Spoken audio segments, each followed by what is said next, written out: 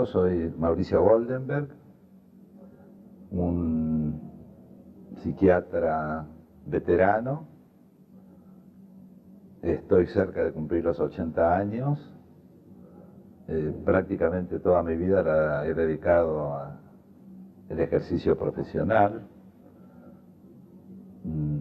Fundamentalmente, como ser humano, he vivido cosas dolorosas, cosas muy buenas, muy generosas para mí, y fundamentalmente mi esfuerzo, así desde el punto de vista profesional, desde que me recibí de médico hace 52 años, ejercí permanentemente la psiquiatría, pero en el amplio espectro de la psiquiatría, o sea, no a la manera de los años anteriores a nuestro ejercicio, en que la psiquiatría era como una institución en algunos aspectos hasta carcelaria, y creo que una de las personas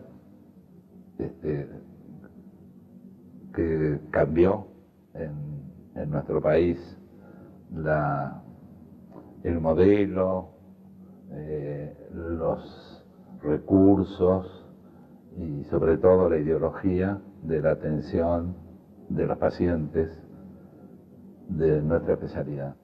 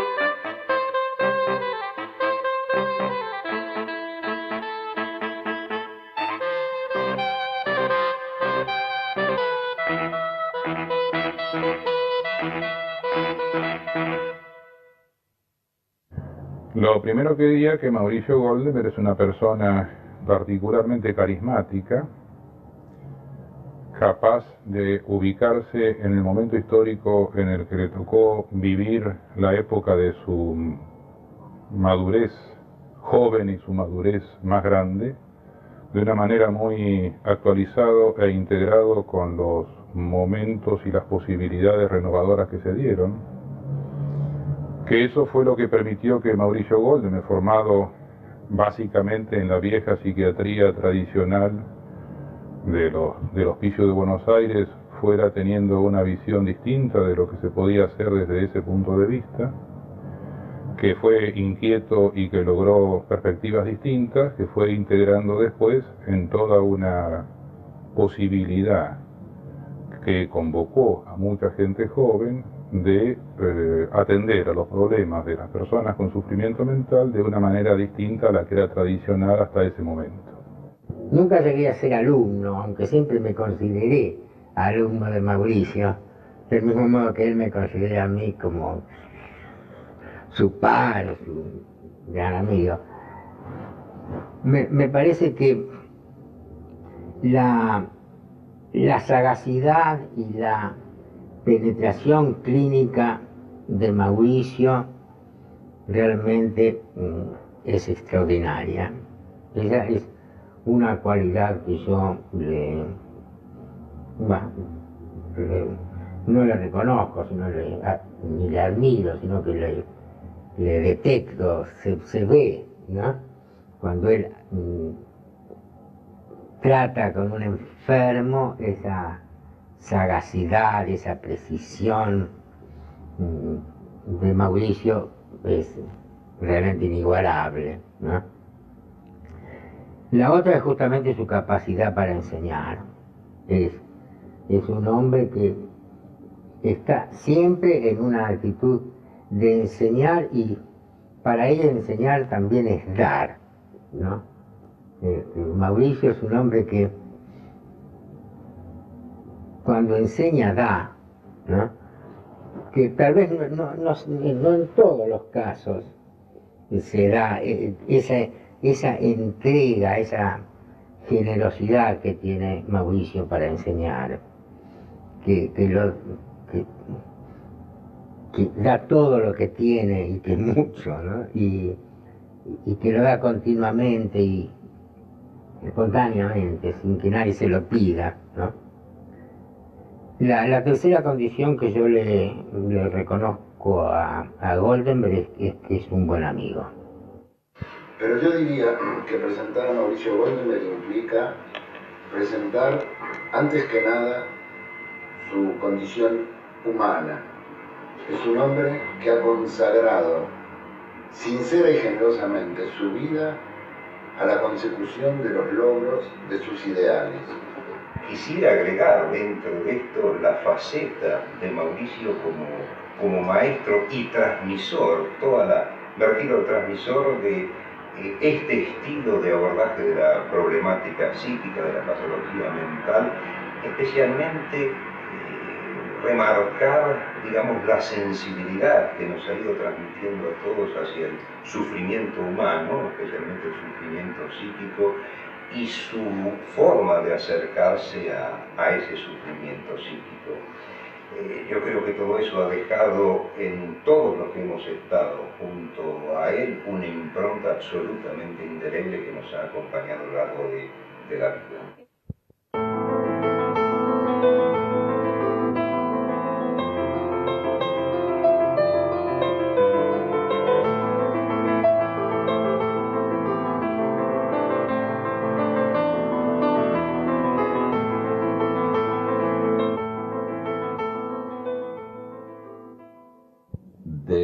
De la universidad comencé muy mal.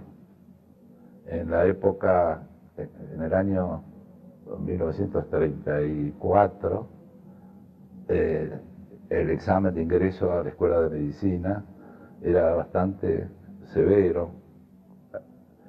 Era primero una prueba escrita, se sorteaban los temas en el momento de que empezaba el examen, y luego los que aprobaban tenían que hacer una prueba oral, fundamentalmente con algunas preguntas y sobre todo un más o menos buen aprendizaje del inglés, de poder decir algo más o menos bueno. Me aplazaron en el examen. Yo había estudiado mucho y el tema que salió era para mí, me lo acordaba muy bien, estaba seguro que lo había. Entonces fui y leí, pero ¿por qué no estoy en la lista? Y miré, y después varios nos dimos cuenta que casi todos los apellidos judíos estaban desaparecidos, salvo algunos, que nunca supimos por qué, pero a varios, por lo menos amigos, compañeros, ¿no? Fue muy importante para mí porque tanto en la escuela primaria como en la escuela secundaria, yo no había tenido absolutamente nunca ningún problema por razones religiosas o por ser judío, no ser judío. Todos éramos amigos, todos compartíamos, nunca. Era un poco idílico en aquellas épocas. Bien, y esto de golpe fue para mí la primera situación, así la primera experiencia muy traumática, muy dolorosa. Tanto que decidí que no iba a estudiar más y con un pariente me puse a trabajar. Negocios de cueros, de corderitos en Avellaneda, qué sé yo. Mi mamá, obviamente, como una buena mamá judía, quería que su hijo, el único hijo varón, después de 3 mujeres, tenía que ser doctor. Inclusive, pobre mamá, doctor era el médico, abogados, otras cosas, no decían, no, doctor es el médico, el señor abogado es abogado, un ingeniero es un ingeniero, el médico es un doctor.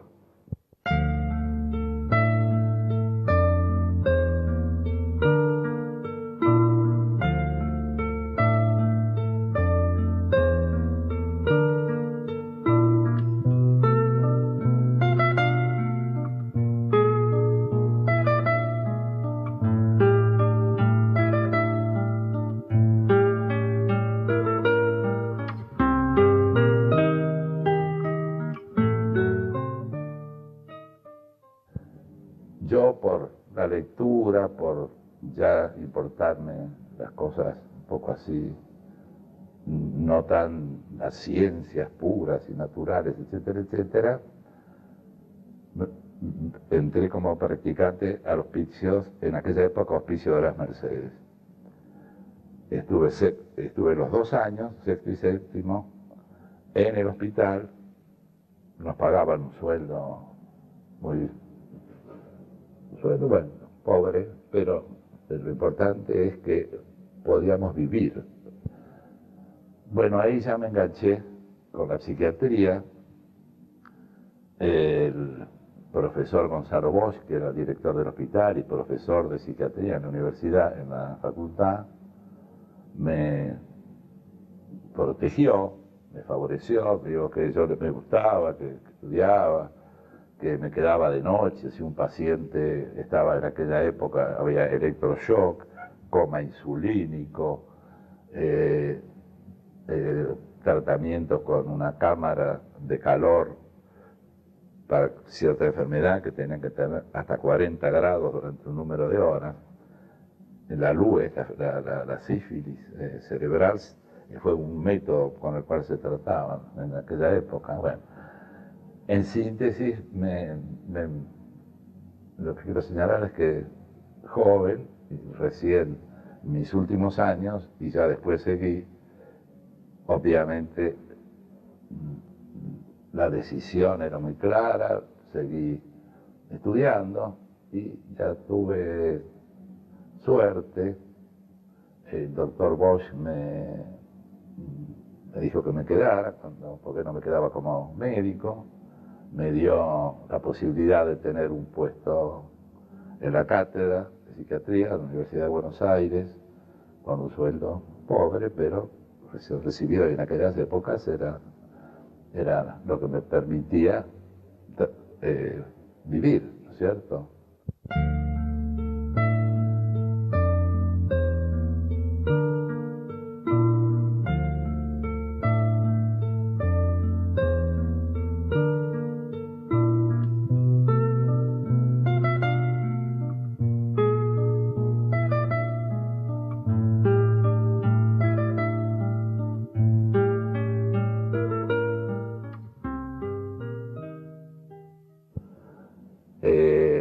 El hospicio era un lugar, ustedes comprenden, no sé si no lo conocen, enorme,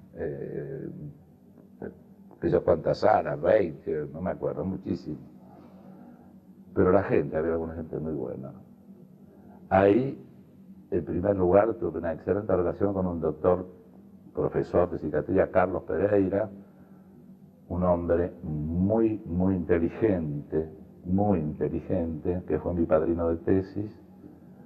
Era muy fenomenólogo, antipsicoanalista a muerte, era muy inteligente, hablaba muy bien, pero yo hice una tesis sobre alcoholismo, la patología psiquiátrica del alcoholismo fue el tema.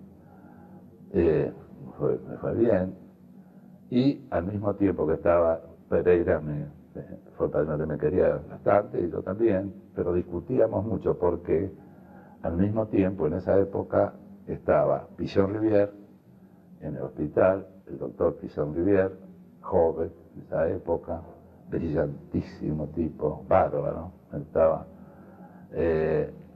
recorríamos, yo lo iba a visitar a escondidas, porque si en la cátedra se enteraban que yo estaba mezclándome con psicoanalistas, estaba caput, ¿no?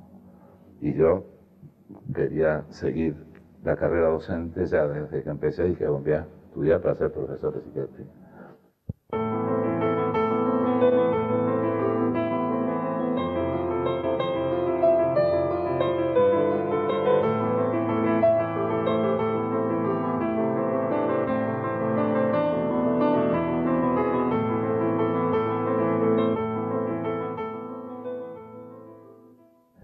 Con Cárcamo hicimos una empatía fabulosa y decidimos que él me iba a enseñar la lectura de Freud. que yo, los libros de Freud, él ahora lee este capítulo, ahora esto, yo le preguntaba, él me aclaraba, etc.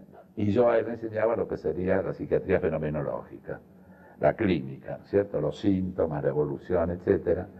Así llegamos al final de los 2 años, dimos el examen y a los 2 nos fue muy, muy bien. Él era bastante mayor que yo, pero hicimos una gran amistad. Seguro, porque el perfil académico de Mauricio no es típico.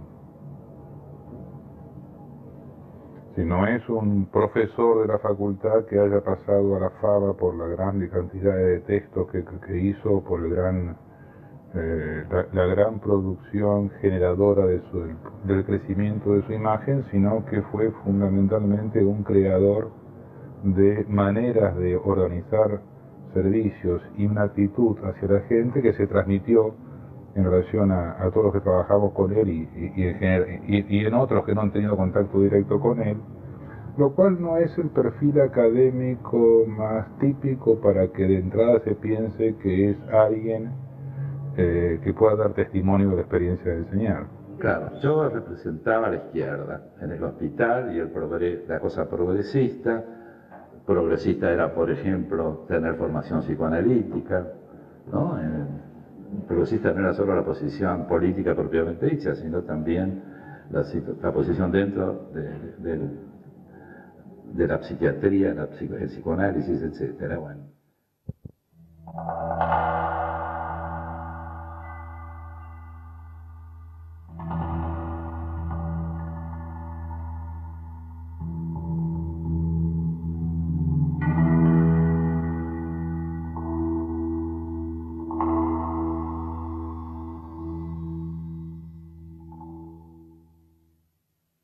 El ataque en el 66, más frontal y directo, tuvo una vinculación muy acotada a aquella Facultad de Ciencias Exactas que generó el nombre de la Noche de los Bastones Largos. Y ya para nosotros, y especialmente para Mauricio Goldenberg, en ese momento, Manuel Sodowsky fue una figura de referencia y de consulta.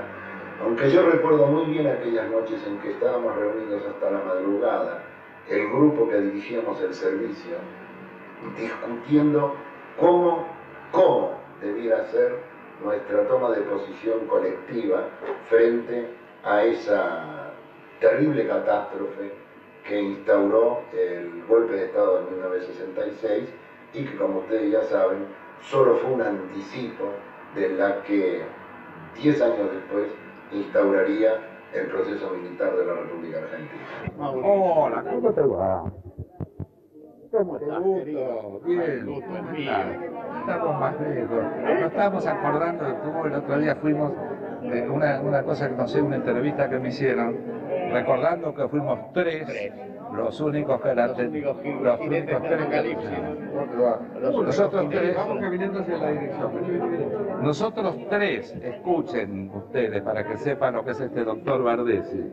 El doctor Bardessi, el doctor yo, y el otro era el histólogo, el histopatólogo.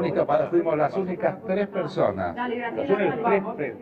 los 3 profesores, que cuando los militares fueron y golpearon a los académicos que estaban en una reunión en la universidad, después nos persiguieron con los caballos, etcétera, etcétera, etcétera, y muchos se la tragaron.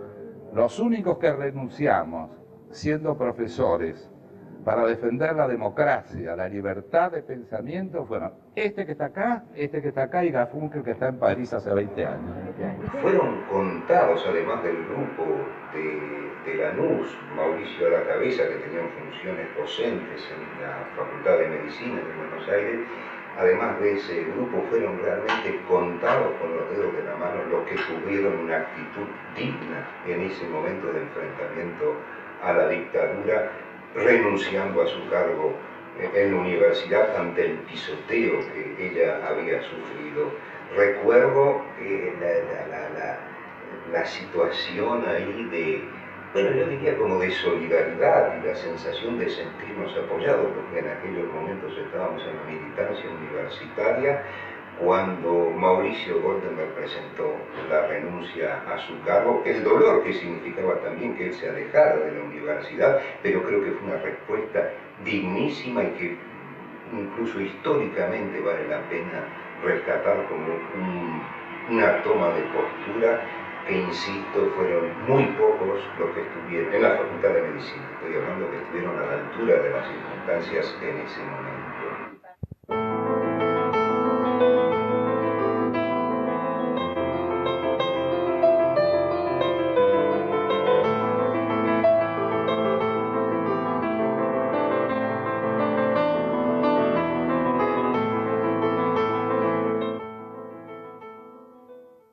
Era poner un servicio de psiquiatría en un hospital general.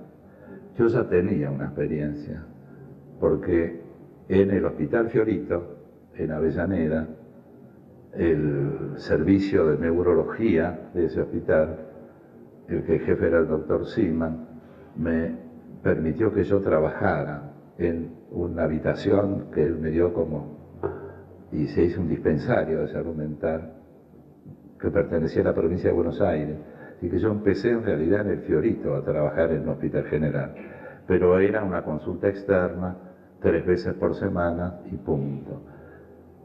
Pero me fue muy útil porque aprendí algunas cosas que fueron muy útiles para que cuando gané el concurso pude organizar el servicio de una manera muy a como yo sentía que las cosas tenían que hacerse. Quiero creer que yo nunca fui, qué sé yo, un gran estudioso de organización hospitalaria ni cosas por el estilo. Creo que fui muy intuitivo. Y además de intuitivo, honradamente me siento que, qué sé yo, que fui un tipo honrado. Primer contacto con Mauricio fui a verlo llevado por Rafael Paz, que ya trabajaba con Mauricio, y lo vi en agosto, septiembre de 1962, en el servicio número 12 del neuropsiquiátrico Borda, en aquel momento neuropsiquiátrico de hombres. En ese servicio él era jefe, ya tenía el servicio de Lanús, pero en ese momento, como había entrado mucha gente joven y en gran número a Lanús, no se entraba directamente a Lanús. Entonces había que entrar primero al servicio del hospicio, y allí, después de un tiempo, que era de alguna manera el lugar de evaluaciones de filtro, se podía pasar a trabajar en Lanús. Entonces, ya para el año 66, yo llevaba unos 5 años de trabajo en el servicio, dirigía por entonces un área que se llamó el Departamento de Interconsultas, y desde donde desarrollamos una tarea sumamente interesante de integración de las actividades asistenciales y de interacción con la comunidad profesional del servicio con el resto del Hospital General. El Hospital General fue, digamos, una de las definiciones que se formalizaron, digamos, como nuestro deseo de desbordar y de dejar atrás las restricciones del hospital psiquiátrico, especialmente de los hospitales psiquiátricos manicomiales, donde además Mauricio Goldenberg se había formado, y de ofrecer una alternativa que iba más allá del espacio físico donde se desarrollaba la tarea del Hospital General.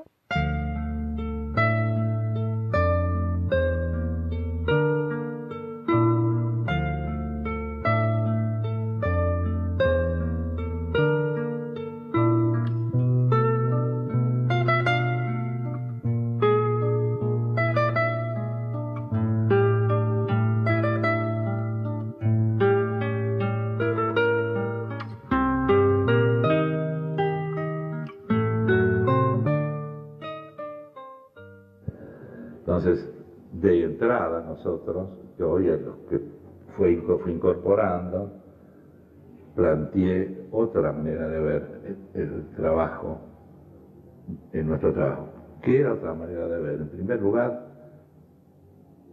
así respetar la personalidad de las personas que iban a, segundo, un servicio abierto, totalmente abierto, sin necesidad de que los pacientes tengan que traer certificados, porque el certificado, cuando venía un paciente en el hospital, tenía que tener un certificado que diga que estaba enfermo mental y por consiguiente ya estaba etiquetado, era un loco.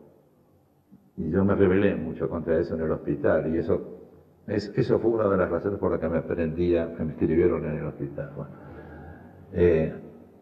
yo era muy exigente con respecto al respeto por el paciente que venía al hospital cuando empezaron a venir las cosas en la noche.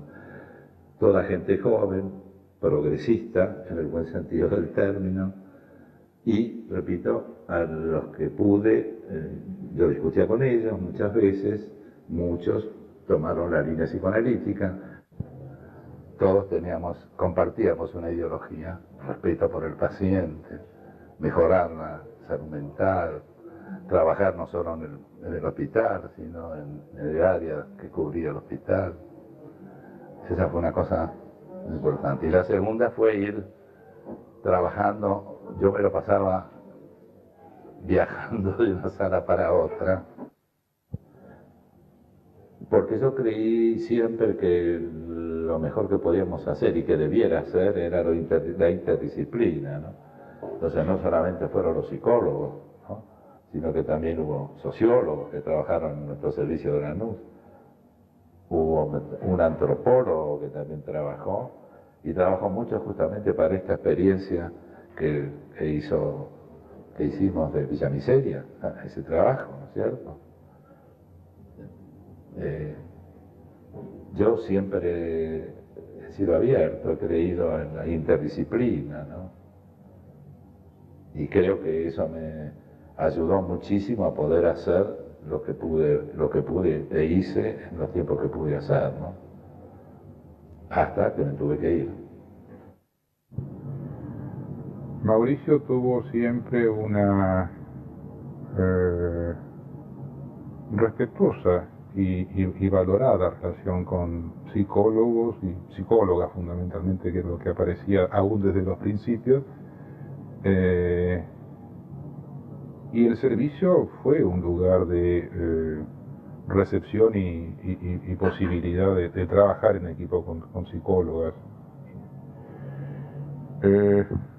Yo creo que ahí hay una vieja historia retroactivamente leída con cierto conflicto, como si, por supuesto, Mauricio no era una persona absolutamente facilitadora de todo lo que a cada persona se le ocurría, y si bien ayudó mucho nuestra formación y nuestro interés por el psicoanálisis, también se peleaba con los psicoanalistas, y como se peleaba con los médicos psiquiatras excesivamente biologistas, y con los psicólogos también se amaba y se peleaba.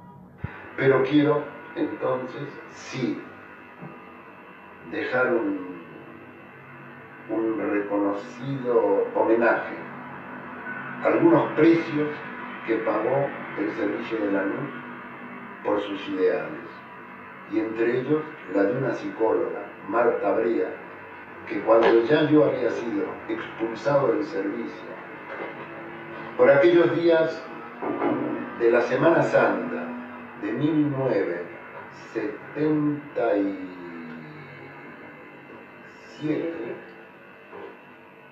fue en un operativo paramilitar o parapolicial, fue secuestrada desde la propia planta física del servicio mientras estaba realizando su tarea asistencial. Captando al vuelo un instante, te diría, de lo que fue la reacción, creo que de muchos de nosotros, cuando supimos a ciencia cierta que Mauricio dejaba Lanús para irse al hospital italiano. Digo, dejar, todas las palabras tienen que ser matizadas. Mauricio no dejó nunca Lanús y siguió estando, y a pesar de que, digamos, su butaca estuvo ahí y él la siguió ocupando.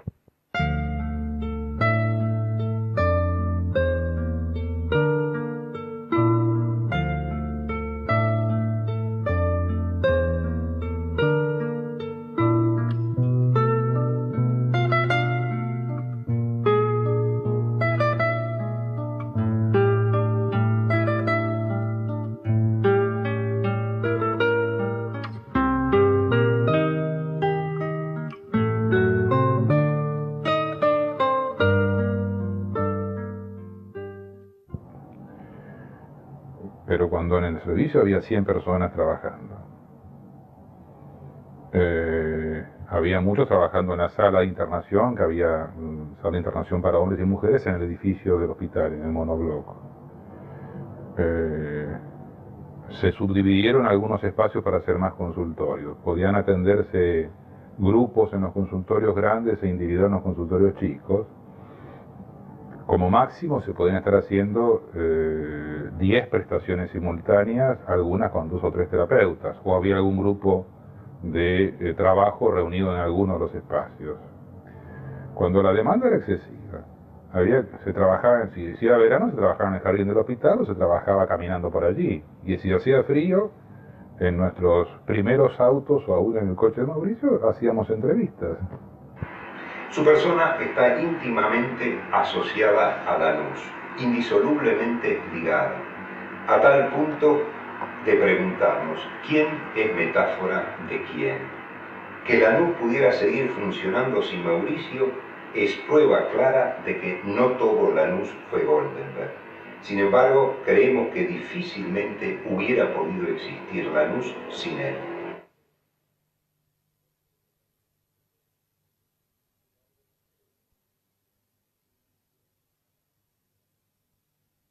Yo creo que más allá de lo anecdótico y de las explicaciones causales que Mauricio haya tenido que emigrar, que además la emigración fue hecha, yo diría que sobre el límite de la posibilidad de seguridad, porque le reventaron la casa de inmediato,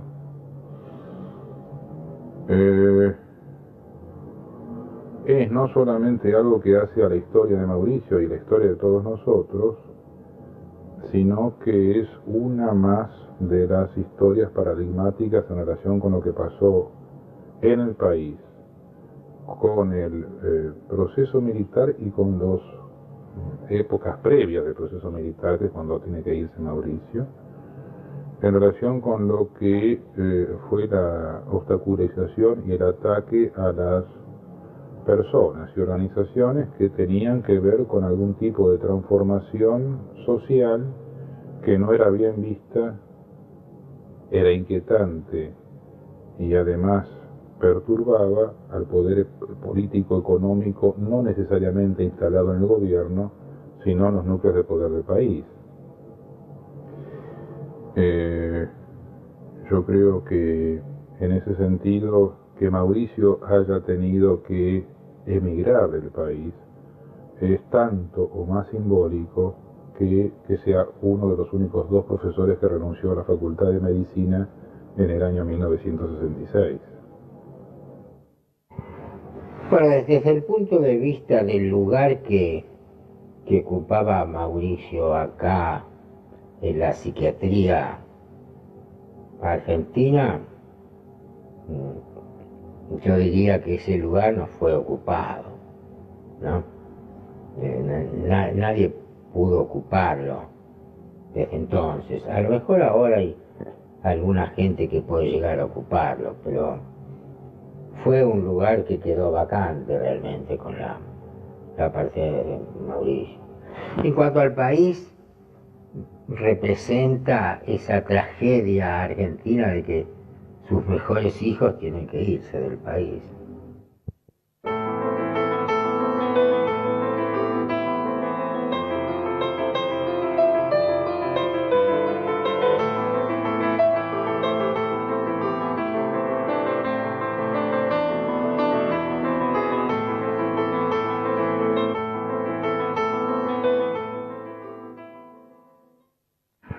Yo creo que son pocas las personas que podrían entrar dentro de la categoría de maestros, y yo colocaría, por lo menos en lo que a mí respecta, la figura de él en primerísimo lugar.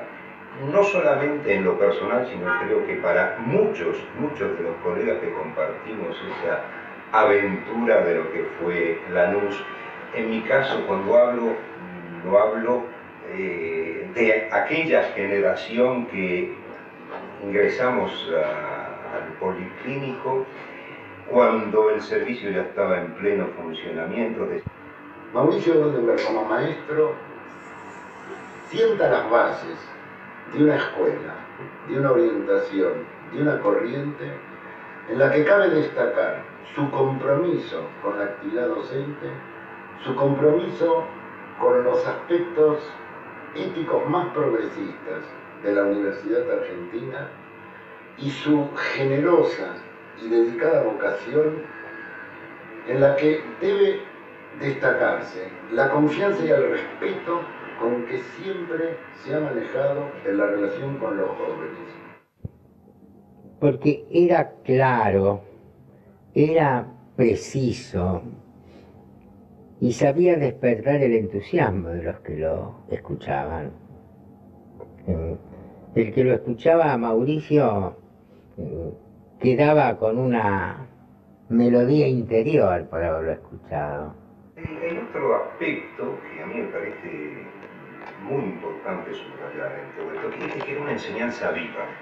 Es decir, no se trataba de un saber enciclopédico que se transmitía por medio de recursos pedagógicos, que evidentemente lo tenía, pero si yo tengo que rescatar de ese contacto con Mauricio, eran por ejemplo las entrevistas a pacientes, la forma que hacía, la manera en que se comunicaba con los pacientes, la manera en que hacía lo que podríamos llamar las preguntas, las cosas que lograba obtener de los pacientes en el medio de esas entrevistas. Ese carácter vivo me parece también algo sumamente importante y que caracterizaba su enseñanza básicamente centrada en la clínica. Yo diría que Mauricio enseñaba permanentemente, porque al ser un gran hablador y ser un hablador entretenido, siempre tenía en relación a cualquier situación que se presentaba alguna anécdota o alguna descripción que hacía a la cuestión. Y cuando hablábamos de situaciones clínicas, hablábamos de la organización del servicio, estaba siempre no enseñando desde un lugar de magíster subido a la loma, sino enseñando una transmisión de su experiencia, de sus dificultades, y al mismo tiempo tratando de aprender de lo que él no tenía conocimiento específico, porque cada uno de los que trabajábamos por allí nos dedicábamos a temas más específicos o líneas teóricas más específicas, que es también una manera de enseñar, a ir aprendiendo de lo que no se sabe y preguntando sobre lo que no se sabe. Yo creo que la mejor manera de caracterizar la enseñanza de Mauricio tiene que ver con lo que organizó como sistemas asistenciales que permitió comprobar que algunas utopías eran realizables.